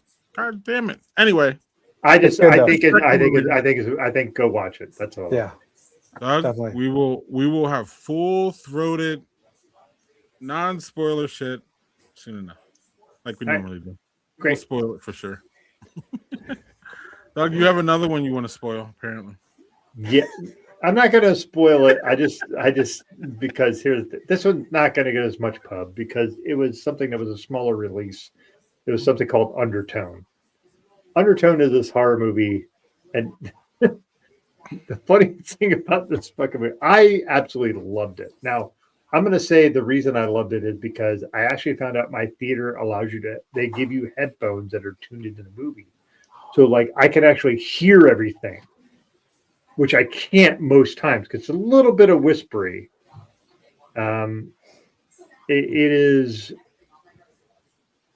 So, hold on. Sorry, Zach's being like weird. But you're on the right feed too, Zach. So I don't know. So Undertone is this movie that's basically like this lady is taking care of her dying mother, but she's also doing a podcast with a friend. And it is creepy as shit. The thing about the movie, it is the fear and the atmosphere is all driven by the sound effects. And the way everything sounds. There's a point when she puts her headphones on to do her podcast. Everything, like you hear all these noises in the house and just dampens into nothing.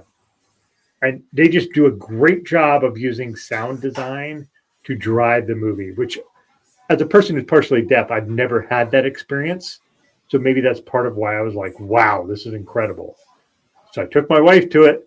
As soon as the movie was, the lights come up, my wife goes, looked at me and goes, that was fucking dumb. And I was like, Jesus Christ. And I was like, I really like that movie. She's like, and then the whole drive home, she's like, this is why it sucked. And I was like, hey. And she goes, it was too tropey. And I went, horror movies are tropey. That's what horror movies are. That's how they work. Yeah. And then I went and I said, let me give you a trope. Here's a trope.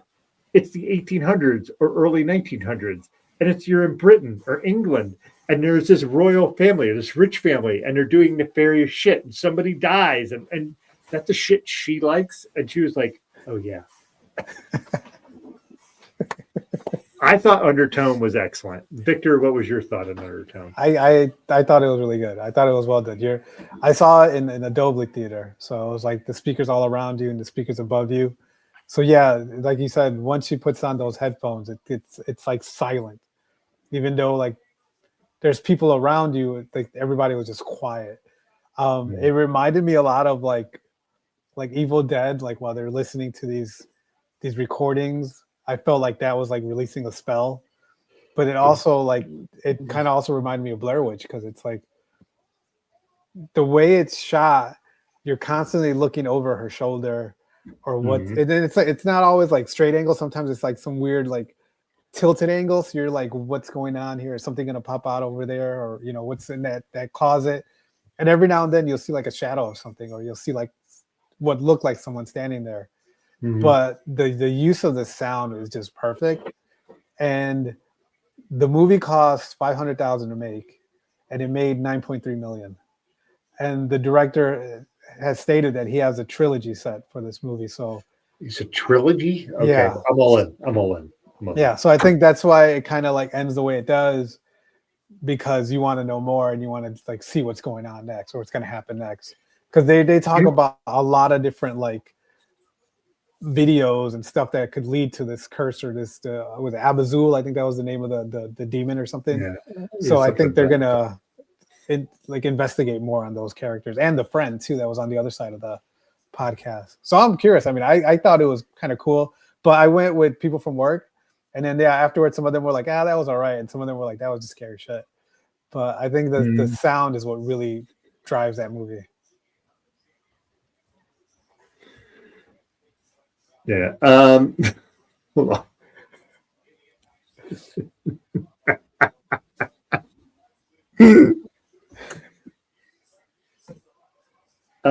I will say I could see your Blair Witch analogy though, because like the ending is very Blair Witchy. Yeah. So, Greg, did you ever see the Blair Witch Project?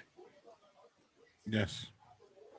Okay. Did you see it when it came out, or did you see it later? Later. Okay. Later. Okay. Oh. Under good? 2 on. Y'all good? Yeah, I'm laughing at Zach's title for the sequel. I under 12. Victor, you can only watch one of these franchises for life. Think about it as like you're on an island with only one content, right? So it's Star Wars, Marvel, or DC. I think I know the answer, but I'll go with Star Wars. Oh, I was gonna say Marvel. I was gonna say that you were gonna say Marvel. But clearly, Doug has shown his hand by waving his head no to Star Wars. I knew that already, though. So, Doug, is it Marvel or DC? Here's the problem. It's probably Marvel. The problem is DC has my favorite superhero movie ever, and it's The Dark Knight. And if I can only watch, it's probably Marvel because of the totality, but at the same time, The Dark Knight, Batman Begins, those two are just superb. I think Batman Begins does not get its due because that is just a superb fucking movie. Dark Knight's better. Dark Knight Better is the best superhero movie I've ever watched in my life to me. So, but I probably would just pick for totality. Pick Marvel. Are we getting like the new stuff too, or is it just what's out there that we get to see? You just get whatever. You get whatever is coming and whatever happened. You're on an island with only one channel, and it's one of those 3 brands. That's it. All right, I'll stick with mine because I grew up on that. That's one of my favorite. And I'll swim over to Doug's Island every now and then. Yeah. Hey, all right. You want to come over and hang out, and watch a movie? Great. I'll come over to here to watch. Wait, Doug. What did you? Because Doug never likes to take the one answer that he has to take. Victor, he likes to like morph it into 2 or 3 or something. Or no, listen. I just said Marvel for sure. No, it's Marvel. DC. Marvel. If I picked one, it would have to be Marvel. Just for the. It will be Marvel and then DC and then Star Wars third, right? Is that what I'm hearing? For me, yes. But that doesn't mean that I think Star Wars sucks. I'm not as big a fan of it as other folks. So. And Victor, I'm going to say Star Wars, Marvel, and DC for you, right? Yeah, but I agree with Doug. Like the Batman movies, the Christopher Nolan ones are like top tier. Oh, that's true. You get the Blade movies. Marvel, It's the first Blade. It's the first Blade. Fuck the other one. Marvel also Spider-Man, right?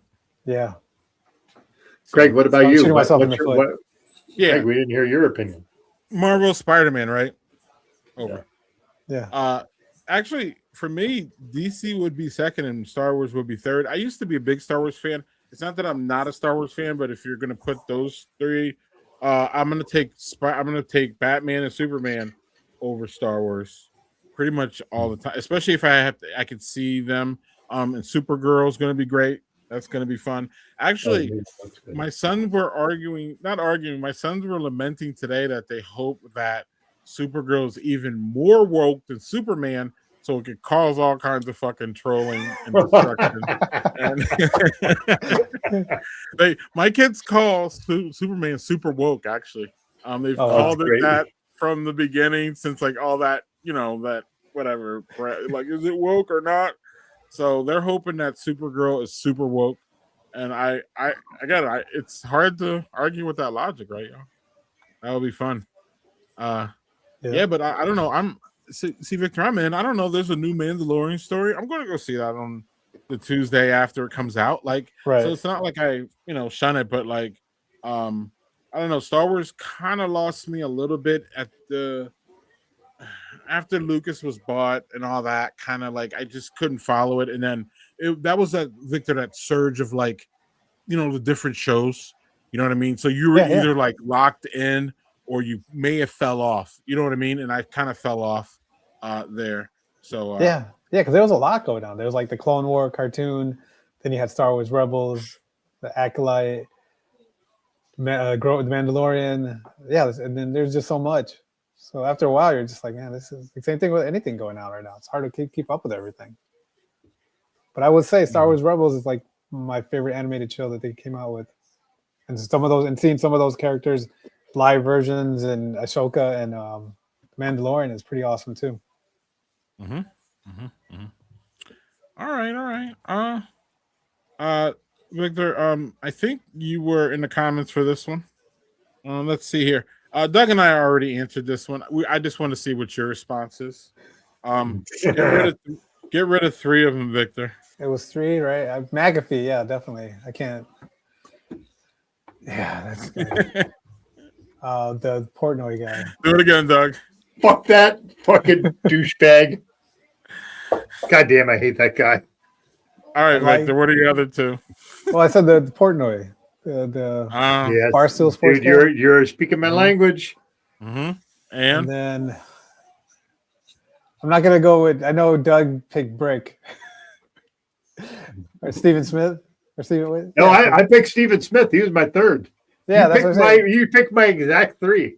No, but I thought that's what you picked. I called him Brick because that's his character on was it General Hospital? Oh, that's right. That's right. The General Hot. That's right. He's on the fucking. He plays Brick. That guy's in a fucking Brick. Soap opera. How is anybody? Listen, I shouldn't probably say shit because we elected a fucking reality TV knucklehead twice. So maybe we shouldn't say a soap opera star couldn't be a president. So, what do I know? A soap opera star could for sure be president. Oh my god, totally. Yeah, the Darth Maul show I'm excited about. I'm hoping I get to see that soon. All right, Victor. We're just gonna We're just gonna hit rapid fire until we get out of here. All right. Oh, let's go. Let's go. Who are you throwing out of this table so Kendra can sit down? Mine was pretty explicit. Gotta increase my screen here because I can't see. So there's Biggie, there's Lil Wayne, there's 50. Jay-Z, there's Tupac, there's Eminem, there's fucking Kanye, and then there's 50 Cent.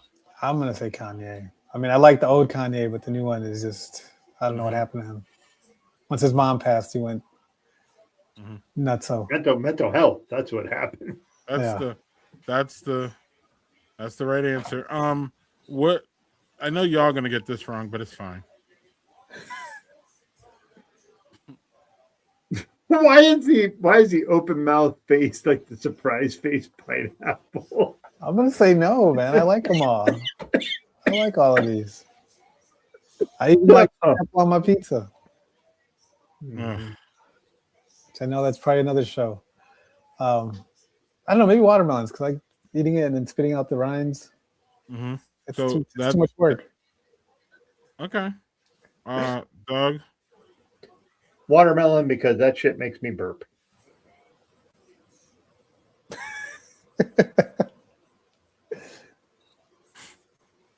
Love apples. I like pineapple. I like oranges.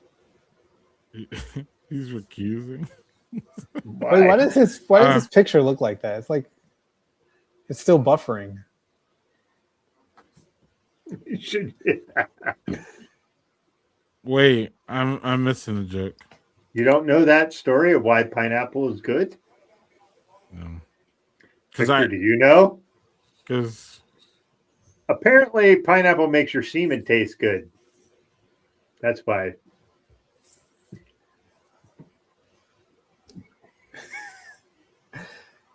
Way to make right. everybody feel uncomfortable. Daniel. Daniel, why? Even queer guy was kind of uncomfortable. That's kind of weird. Anyway, get tomatoes the fuck up out of here. It's really easy, actually. There's no Tomatoes. tomatoes in there. What are you I'm saying? sorry. I'm No, sorry. Pineapples. My bad. Oh, Yeah. Fuck pineapples. On that one for sure. Now, a nice roasted pineapple. very good. And then on some ice cream and all that. Pizza, that's just weird. But That's whatever. good. Weird. That's good. Weird. Next time you come by, I'll buy you pineapple pizza. So, all right. I'll eat it. It's pizza. What are you going to do, right? Yeah. Victor, is there a movie that is marketed for kids but secretly terrified you as a parent? I have And one. Doug- Doesn't. Yeah, they'll get it after him. What did you say, Victor? I said recently or Just any time that you were.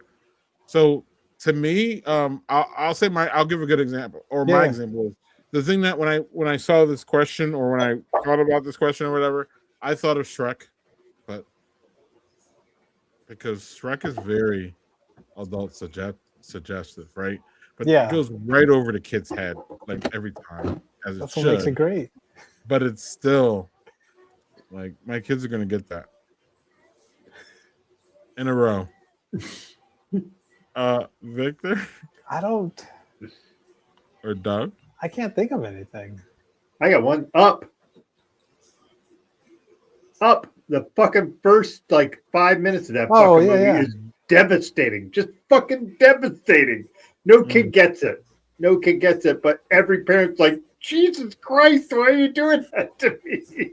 Why are you making me see this couple that's trying to have a kid and they can't, and the mom and the lady dies and the guy's fucking alone? I'm like, oh my God, why are you doing that? Holy shit. Yeah. Is that Pixar? Yeah, That's Pixar. Listen, Fucking- Disney and Pixar are very famous for like some parent dies and the kid is like, okay, now I can figure out how to do shit. Yeah, I don't know. I can't really think of one. Maybe I just enjoy them all, and even though they were messed up. Is there so I got another one here. Is there a life lesson you learned from a fictional character that you actually use in your parenting? As a parent, yeah, pretty much. That's what Pixar says. You know what I did? I remember writing a post about that like years ago, like things I learned from movies that I teach my children. And then there's always the one from George McFly. You know, you put your mind to it, anything can happen. That's a fun one. Woody in Toy Story, You Got a Friend in Me. It's kind of cheesy. Yeah, Toy Story is tough though. What's that goofy one from What's the goofy one from Spider-Man? Oh, with great power comes great responsibility. I think that one I put in there too. That's mine. Yeah. Doug, do you have one? A fictional character that you learned some parenting from? And don't say Cliff Huxtable. Come on now. No, thanks. I'll pass on that. I'm gonna say one of my favorite. I don't have a thing of one of them that has like here. This is a good. I think the most realistic cartoon version of parenting is The Incredibles. Mr. Incredible and Elastigirl are just like, this is what married couples are like when they have kids and they're fucking sleep deprived and all the, and like, it's just like that fucking shit just always cracks me up because like, that's how parents are when your kids are fucking young and everything's a mess and the kids are fucking doing 5,000 things. Like, Jesus Christ, like there's no life lesson other than that is the actual thing of how parents are. It's one of the most real depictions of parenthood in a animated movie or show that I've ever seen. I just think that's fucking great. Incredibles is my favorite Pixar movie, hands down. What's your favorite Pixar movie, hands down? Both of you. Man, I like Wally. Wally. Wally's really good. Wally's a good one. I think Wally's like one of the only Pixar movies that's on the Criterion Collection. So, Greg, any ideas, thoughts? Not by and far. Like they're all kind of in the mesh, if that makes sense. I don't know. Home Yes. Alone is not a Pixar, is it? No. Or is it?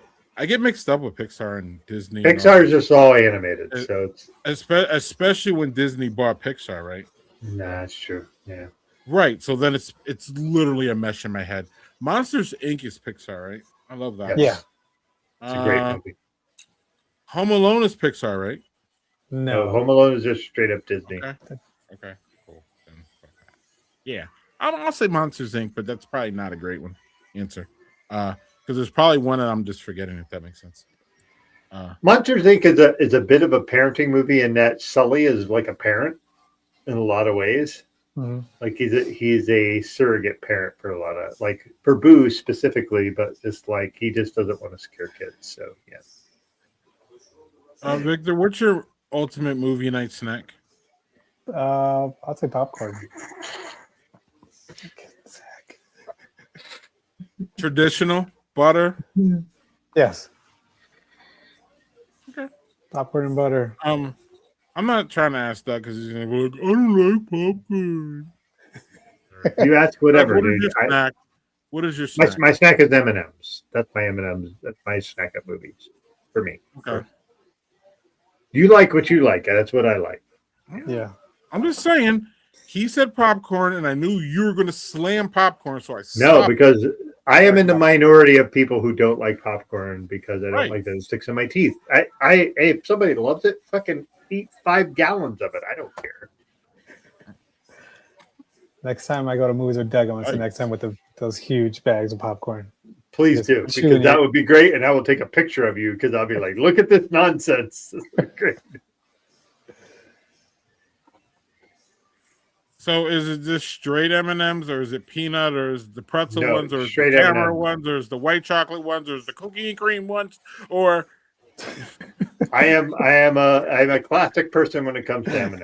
I am not a person.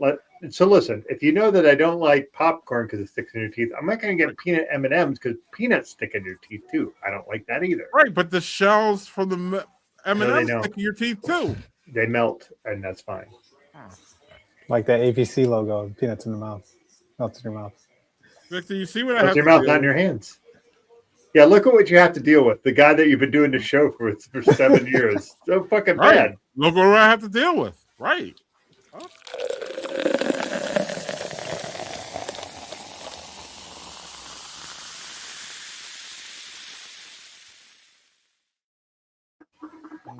That sounds so refreshing. I had a beer named by a goofball that I've hosted a podcast with for 7 years. How was yours, Doug?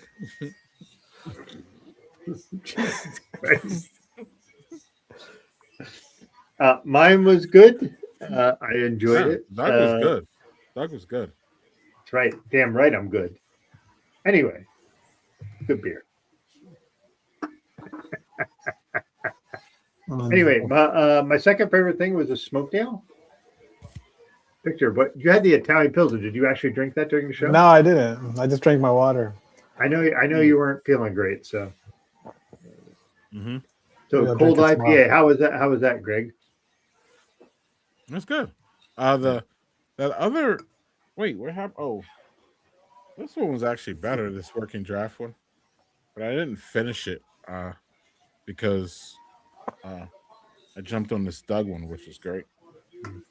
Well, you now have beer to finish. So. Pretty good ones. Pretty good ones. This the Fountains Cabosol Smoky Ale. This was awesome, really good.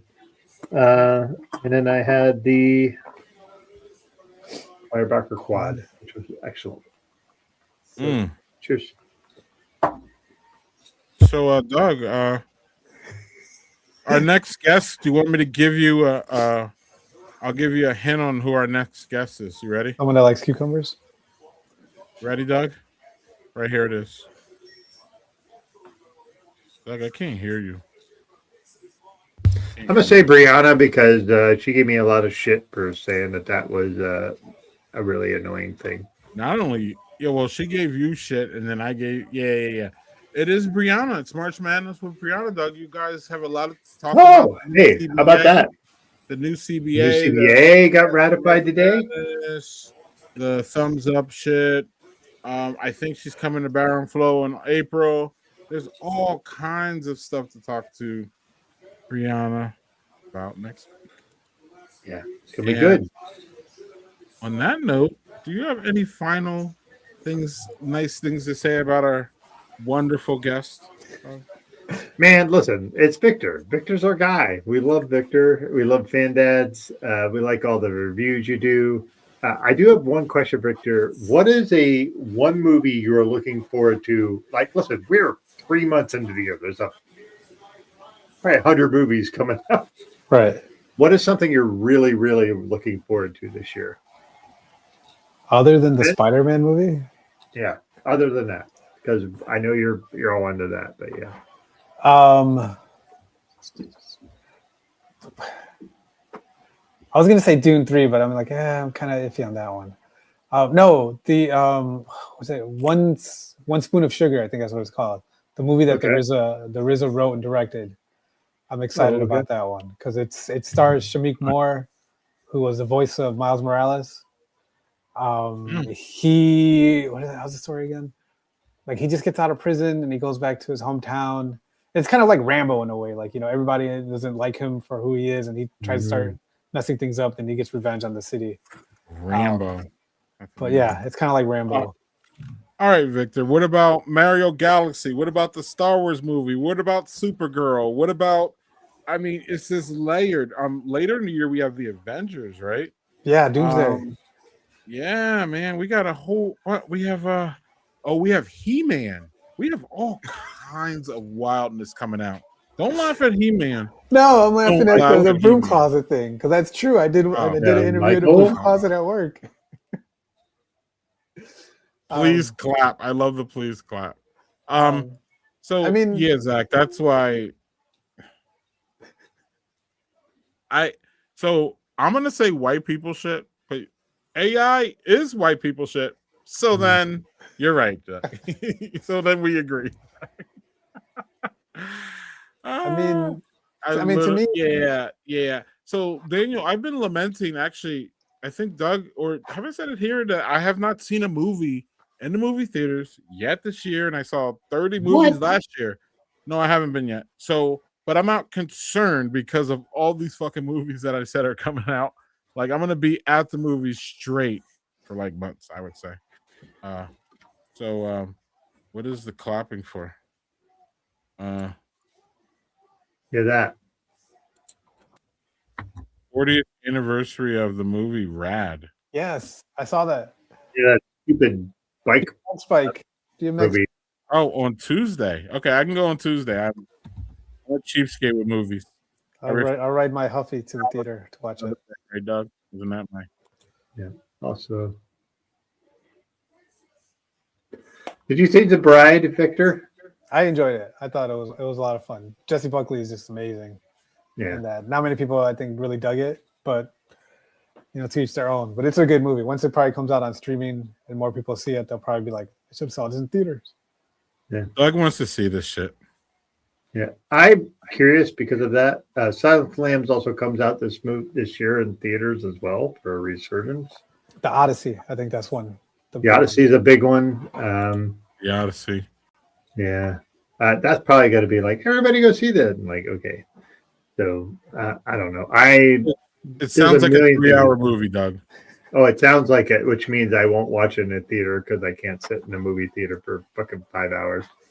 Yeah, so. And the only way, I love how we're so different. The only way I will ever see a 3-hour movie is in the movie theaters because I can't sit for it at my house. So there's that's great. The Odyssey.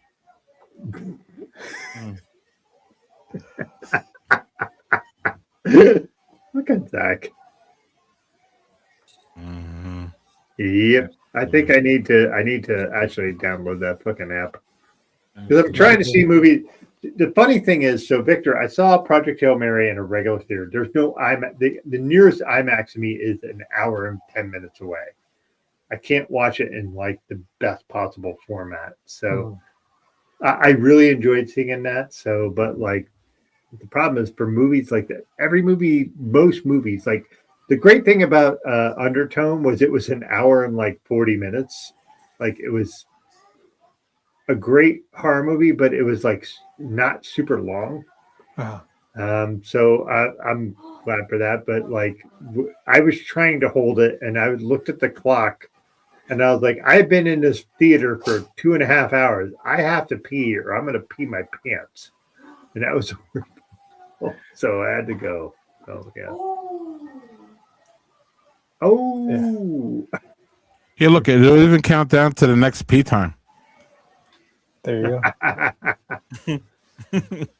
It's fucking fucking. great. I'm telling you, it's fucking great. I love it. Yes. Indispensable. All right, and Victor, you're indispensable to us, man. Yeah, man. Thank you for joining us. Thank you. Thank you for coming on, and always. I love Victor because Victor volunteers his services. Doug, he's like, "Yo, I need to come back on," and I was like, "Isn't that the best guest, Doug?" When they like, You'd be like, "Hey, come on! I need to talk about this." Great, come, great, let's go. right immediately. So we always get that call. It almost seems like it's like around like Christmas or the holidays. Victor's like, "Yo, I'm ready to come on." So Victor, obviously, you know that you are welcome here. Thank you. Anytime. Don't make it you spoiled us, buddy. So like we expect you to ask us now. So Doug and I won't slack. We will make sure we talk to you and let everybody know where we can see you and anything you want to spoil on the way out that we should look for. I mean, spoil in a good way, not spoil in a Doug way. No, well, I will say real quick that even though the Oscars just passed last week, if you guys get a chance, or if anyone gets a chance, watch It Was Just an Accident. It's a foreign movie. It's on Hulu. That's like my favorite. Well, other than The Secret Agent, that's like one of my favorite movies that came out last year. And like the last 2 minutes are probably going to give you chills and let the hair behind your neck stand. Doug loves that. Yeah, Yes, It Was Just an Accident. So definitely check that out. But yeah, we are Fandads, fandads.com, Fandads on TikTok, Instagram, YouTube, and I think it's all of it. And yeah, YouTube, Instagram, Facebook. And yeah, we're gonna try to do some more stuff. Hopefully get some more interviews. Hopefully, I'm crossing my fingers. Bob Odenkirk is going to be in town to promote his new movie Normal. So I'm like pushing to try to get an interview. Greg and I are both big fans of Nobody. We both really like that movie. So yeah, his new movie Normal looks really good. So I'm hoping it looks like Nobody, but set in a small town. Yes, and I'm a huge fan of the Breaking Bad, of course. Right. So also fellow heart attack survivor. Yeah, he's great. He's great. Yeah. All right, Victor. Well, thank you. Thank you guys. Victor. Thank And, you. all right, we'll wrestle with Rihanna next week, Doug. Get ready. Yeah, I'm ready. It'll be fun though, because March Madness, obviously, For sure. it's only going to get crazy, and y'all enjoy that for the weekend, and we will see y'all here next week. Yeah. All right. Cheers, folks. Love you guys. Thanks for joining us. Be safe. Love you, man.